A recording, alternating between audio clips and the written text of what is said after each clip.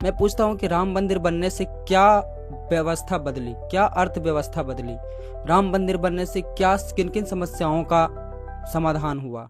तो स्वागत है दोस्तों आप सभी का हमारे इस नए वीडियो में। दोस्तों ये हो क्या रहा है हमारे देश में, हर दिन नया मुद्दा, हर दिन नई चर्चे, हर दिन सोशल मीडिया पे वायरल होती खबरें। अभी कुछ दिनों पहले नीट पेपर लीक के ऊपर ना जाने कितने न्यूज बने, ना जाने कितने मीम्स वायरल हुए।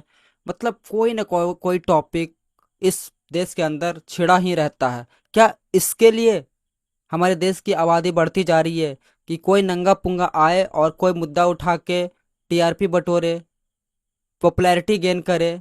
जी हाँ दोस्तों, अभी फिलहाल रिसेंटली जो मुद्दा चल रहा है नरेंद्र मोदी के मंदिर बनाने के ऊपर, और उसमें सबसे अहम रोल निभा रहा है तो वो है राजन सिंह। इतना भव्य मंदिर बनने जा रहा है, 112 करोड़ रुपए की लागत से यह मंदिर बनने जा रहा है। ये सोने की मूर्ति बनने जा रही है, जो कि ट्रांसजेंडर है भाई, ट्रांसजेंडर है। और ये अकेले उछल कूद कर रहा है कि मोदी का मंदिर बनना चाहिए, मोदी को देवता बना दो, मोदी को ये कर दो, मोदी को वो कर दो। कौन बोला उनको ज्ञान की? भगवान श्री राम कहां तक पढ़े थे बताइए? उनका तो नहीं, तो फिर क्यों? जब हम कह रहे हैं, जब किन्नर समुदाय जो समाज का अंतिम जो जनता कह रही है अनपढ़ गवार, उस जनता ने कभी क्यों नहीं किन्नर समुदाय को आईएएस आईपीएस बनाने की बात की? उसने कभी क्यों नहीं किन्नर समुदाय को डॉक्टर इंजीनियर बनाने की बात की? आज हम अपने भगवान का मंदिर बना रहे हैं तो विरोधी लोग हमारे खिलाफ नैरेटिव फैला रहे हैं। भगवान श्री नरेंद्र मोदी का मंदिर बनेगा बनेगा बनेगा। यार मरने के बाद ये सब चीजें अच्छी लगती है, वो इंसान अभी जिंदा है।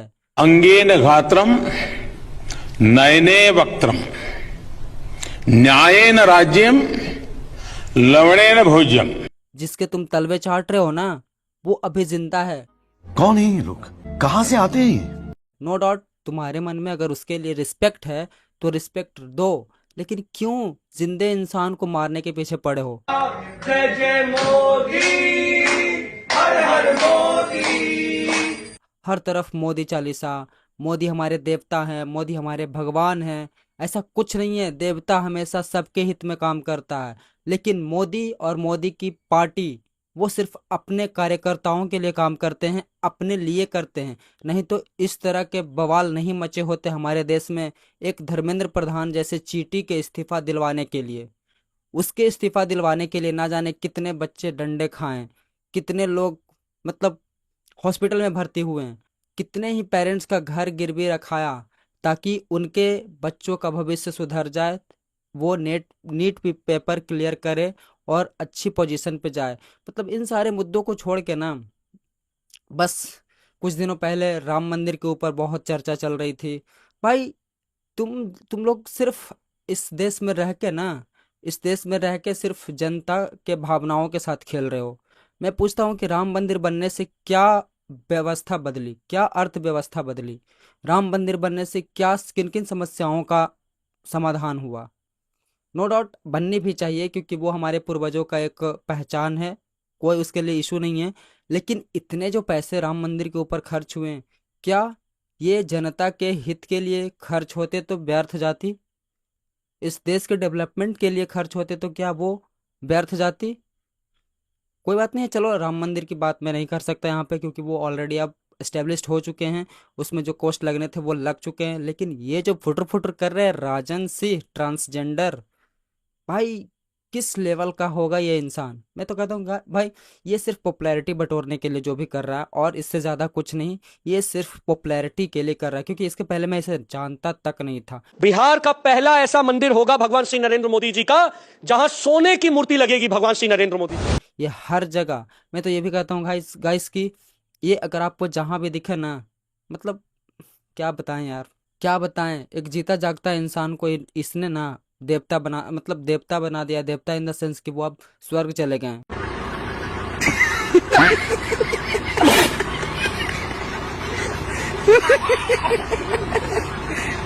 और मोदी मतलब हंस रहे होंगे यार कि कैसे कैसे लोग ये रखे हुए हैं अपने पार्टी के अंदर।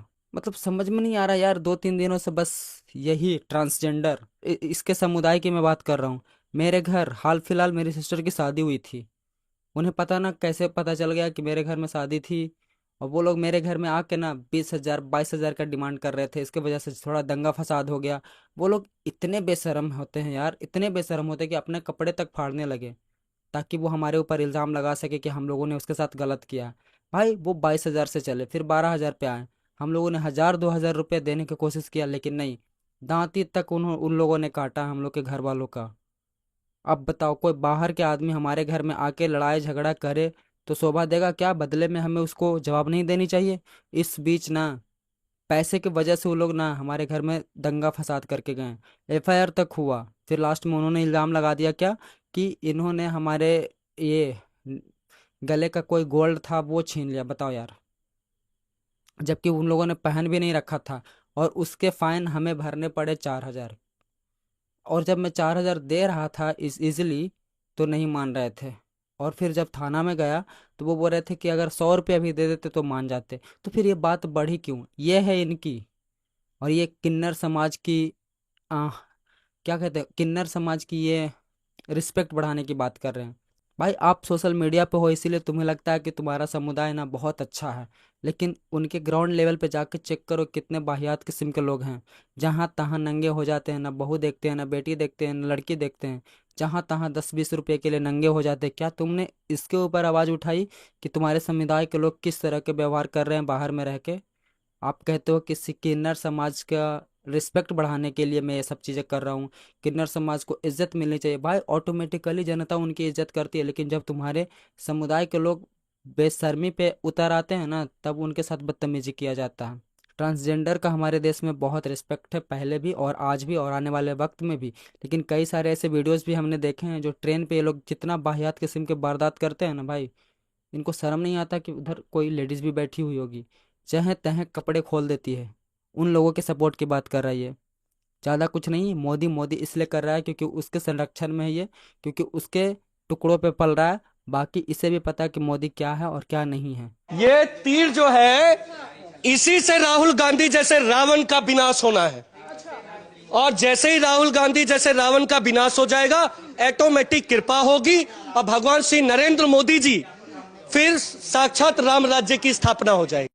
अगर देखनी है तो भाई ग्राउंड लेवल पर जाके पूरे देश भर में देखो, हर जगह रेप, हर जगह क्राइम, हर जगह मर्डर, हर जगह पेपर लीक, एग्जाम नहीं ढंग से करवा पा रहे हैं। तुम अगर बिहार के हो तो भाई बिहार एसएससी से जाकर सवाल पूछो ना, कि बिहार एसएससी का एग्ज़ाम, एक एक एग्ज़ाम, एक वैकेंसी के एग्ज़ाम करवाने में 5 साल 7 साल लगवा देते हैं। क्यों नहीं बात करते तुम इस पे? बिहार एसएससी इतना घटिया, बिहार एसएससी जैसा ना कोई एग्जामिनेशन कमीशन ऐसा नहीं होगा जो इससे ज़्यादा लापरवाही करता होगा।